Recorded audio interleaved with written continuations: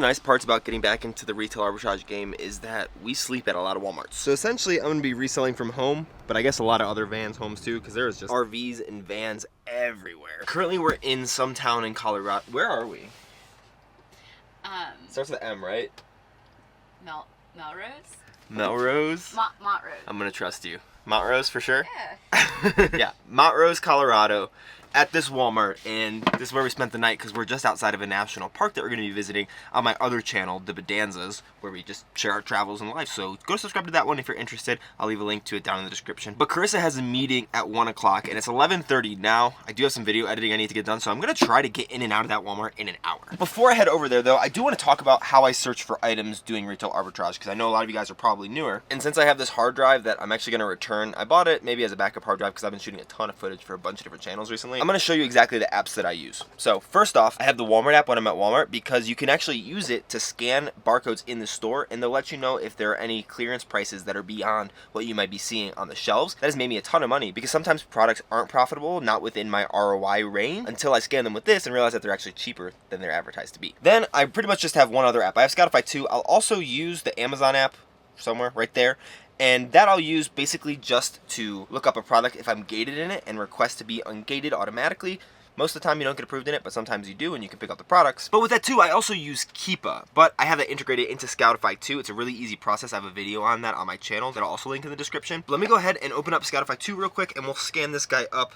I actually don't know if it's on Amazon. No, not on Amazon. So we'll just look up hard drive instead. I don't think I can actually sell most hard drives, but the other one that I use is a SanDisk SSD. So if we search that just using the keyboard instead of actually a scanner. Oh, speaking of, I should make sure to grab my scanner before we head in. I hope it's charged. I guess we'll see. But having scanned that up, if we just look at this first one right here, basically what I'm looking at are a couple main things. The first one is the rank. This says 3 out of a million because it's in a subcategory of electronics, not just normal electronics. So that's not actually the best example because normally I'm looking for the rank to be green. That basically is just Scoutify 2 saying that it's an ideal buy. And when that's the case, it's normally the top like 1 to 5% of whatever category it's in. But I don't always rely on that unless it's a brand that I've sold before because then I'm aware of what their normal ranks are. But just up to the right of that, we see the target cost per unit. Right now it says $126.14, and that's because over in my setting, I have a default sales tax of 8.52%. It should be 0 here because I have my Walmart tax exempt, which I'm going to change now. And that should actually change that target rate. But my desired ROI is 40%. So essentially, the highest that I want to pay in order to make sure that I get that 40% is $126.14. Anything lower than that, it's a good buy for me. Obviously, the less, the better. And that's all based off of the list price, which is $230. The net profit would be $191.64. If I bought it for $0, which is my cost, you can click into here and change the cost. I tend to not do that because that takes a little bit of extra time. I'll just look at the target cost per unit. And normally what I'm doing is dividing net profit by 2 and getting $90 because I like to shoot for stuff that's 100% ROI. But beyond that, we can also scroll down and see that there are new offers, which are the FBM offers, the new FBA offers, as well as good, very good, like new, all over here. We see that Amazon is on the listing, so that's probably not good. And if we go down here to product alerts, I probably am not even allowed to sell this. Yeah, I can't sell this in new condition. This is something that I would go into the Amazon app and search to see if I can get ungated in it. But if we just go over here into research and then Keepa, I've integrated it here so that it'll just pull up the Keepa chart for me. And this is where things get really interesting, especially if it's a product I've never sold. There are 3 charts here. You have the top one, the middle one, and then the bottom one down here. The top one is what is mostly thought of as the Keepa chart. You have the price chart, essentially. So we can see that from March through June now, we have all these prices. The new price has been around $240 consistently, and the buy box, that pink line, is what's really important. I want to see kind of where that's been. Ooh, you also have like used prices and everything like this, but all that orange shows me that Amazon's always on this listing, so that alone is a red flag because they're probably not going to share the buy box, but we can check that, and I'll show you how to do that in a second. I don't really look at this second chart, but the third one is super important because it shows you the new offer count. Right now it's around 20, but a lot of times if the new offer count is rising and the price is the same, it's probably going to drop soon. But if the new offer count is decreasing and you're able to find it, it might be increasing again because you're finding the product and so are probably other people, but it could be a good idea that the price might go back up. I don't ever trust that the price is going to go back up. I always do it based on what the price is or what it will be. So sometimes I think the price is even going to drop after I buy it, but you'll also see the review count just basically to see if it's selling. The way that you can check to see if Amazon has just hoarded all the buy box is by going up here to data, and then you can see buy box statistics. You can also look at all the offers, but buy box statistics is really the main thing that I look at. And you can see Amazon has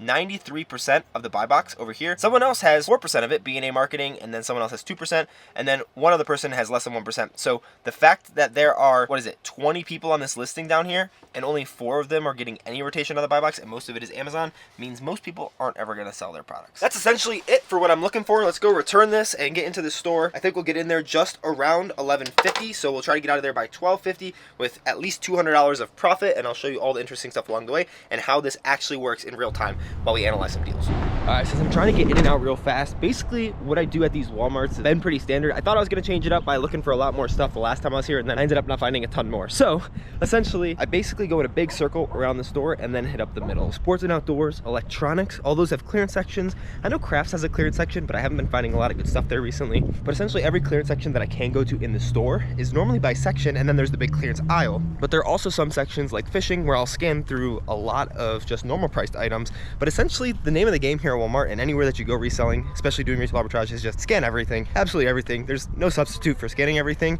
unless you just find some really great products right off the bat, or you use like something like Brickseat, but then you have to go to a bunch of Walmarts. But for me, who's like sleeping at a random Walmart in kind of the middle of nowhere in Colorado between a couple of bigger towns, I've really just got to scan everything if I want to be profitable. So we got an hour to try to make $200. Let's make it. $59.09 back on your card. Yeah, perfect, thank you. All right, made that return.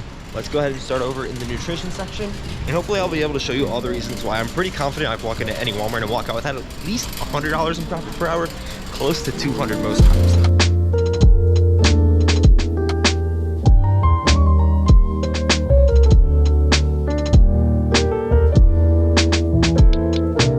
Since I'm really trying to maximize my time in here, I'm really not looking at a lot of like normal priced items. Sometimes if I think the price is like, hey, that looks a little low, might be selling for higher on Amazon. And I actually was able to find one thing that I should almost double my money on because it was by some of the tags that I am looking for but wasn't in them. But essentially I'm only looking for these type of tags while I'm just trying to get through a store real fast, the ones that are these weirder yellow, but didn't really find a lot here. That's okay. There's always plenty of more parts of the store to check out, and sometimes the stores just aren't great, but the clearance section is right over the other way. We'll walk through that, scan everything, and then continue moving on, but I'm hoping all the good stuff's in the clearance section.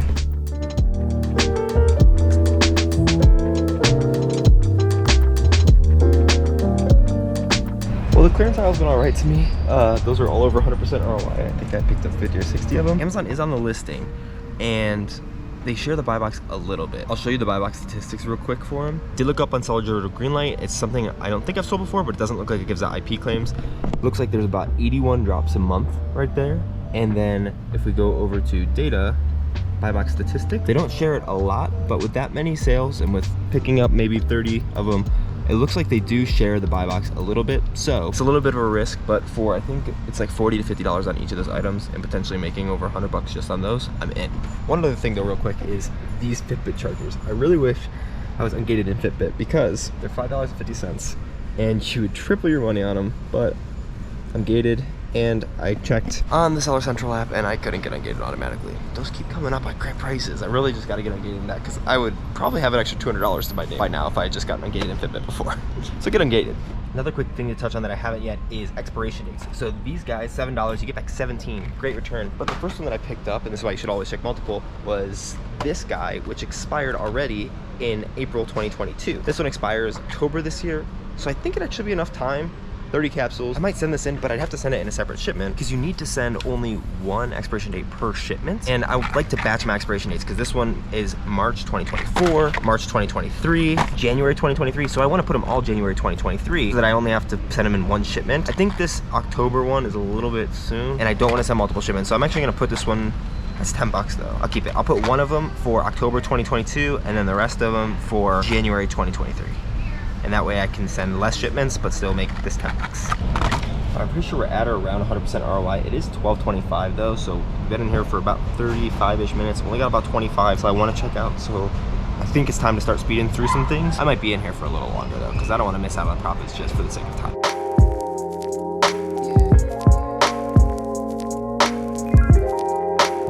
Well, the fishing section was good to me for sure. There's one item that it's not profitable right now, but I think I'm going to shoot a video on small and light and make this profitable. So I'm going to pick that up, as well as these things, which I know will need to be price checked at the register because they were the last one. But I think I'm like $300 or $400 of cost, and it is $12.57 right now. But one of the things that's just really interesting about being out here is, since I was reselling mostly on the East Coast in Florida, there's just many different items that are out here, and I'm just able to scan new stuff and find profit. And so a lot of new stuff today, but a lot of profit. So let's finish out with the electronics section and then maybe home goods. But I might have to do a shipment like today or tomorrow because this is a lot of stuff. Very full cart. Dang, so many Walmart branded things. 67 bucks. Nope, neck gear. Ooh, this is really, really well priced. And oh, it might be on here. AC 750 Wi-Fi. Yeah, this says best target cost is $11.44, just over that, so I'm gonna say no. Which freaking one is it? What the heck? Okay, UPC. Okay, look it up. What's Google Assistant? That's Alexa, not Google Assistant, but that's not profitable. So it'll be the same price. There's gotta be one more clearance section somewhere here. Okay, here we are. I think this is more clearance stuff. Shut up, cart. You're so annoying. Oh, it looks like so much Walmart brand stuff, though. Oh, nope. Oh, no. Rank unavailable. I don't think there's anything else. All right, well, the cashier did not want to get filmed, but I need to take a look at something because it rang up to $689, but it should be like $520. So I need to figure out what they're doing up correctly and get some evidence of it and then go to customer service. So this should be fun. All right, I think I figured it out. So I had these guys ring up for $6.28, which are the 6 to 18 month old ones. So I need to go checking clearance to see if they say $2 anywhere. Otherwise, only one of those 18 month to 3-year-old rang up for $2. So I hope that I can get those for $2, go to customer service. Otherwise, I'm just gonna go return them right now. What a joke. So this is 6 to 18 months. We have 18 to 36, 18 to 36, 18 to 36. Up here we have 0 to 6. But we don't have 6 to 18. Dang it. So that's a bunch of profit not down the drain. I mean, it's just unrealized opportunity. It stinks when they are mislabeled like that. I guess I should have read it, but let's go return a billion of those guys. And one was $2, the other one I didn't check in the clearance section, it was $6.28 instead. So can I return the ones that were $6.28? You know how many of them you have? 32. 136.96 going back on. Okay, so I just went over there to return them because I figured that's what you're supposed to do. But she's like, okay, since they're in the clearance section, I guess I'll give them to you for the $2. So it's $6.28 is what they rang up for. She put $4.28 times the 32 of them that I have, so it's like $139-ish, and she put that onto a gift card, so she couldn't put it back on my card. And I was like, I don't care if it's a gift card. I'm about to spend that money anyways, like in the next couple days. Definitely have to spend that on cost of goods sold since I got that tax free. Not a big deal. We'll make sure I spend that on inventory, but that means that I just probably make an extra $70 of profit because we're able to add those back in. So I'll add those back into my buy list. Oh, let's go. One other cool thing that I forgot, which is awesome about this shipment, is first of all, items that were like on clearance instead of trying to get high prices for items that might not warrant it. These are all items that I just got for like 75% off, so I can sell them and make 100% ROI at what their normal legitimate value would be. On top of that, almost none of these have stickers, so my shipment is gonna be so fast. She said I'm eating. Honestly, a part of me feels like these Walmarts that are in the middle of nowhere, hey, motorcycles, are probably like the best Walmarts in terms of sourcing sometimes, if you're like just one-offing, because there's probably not as many people who are going to be reselling it. So I'm able to come here, spend $502 because I did have to remove something from my batch. I probably will put it back in before I do my shipment because I'll have to add a couple other things, but that'll be a separate video doing that shipment. But the profit was 110%, $550. That's so good. I'm so stoked because most of that stuff should sell pretty soon. The things that I got on clearance that she gave me that price for might not sell as fast because Amazon's on those listings, but I should be able to trickle through and share the buy box with them a little bit, rotate that because I'll have enough stock to be able to do that.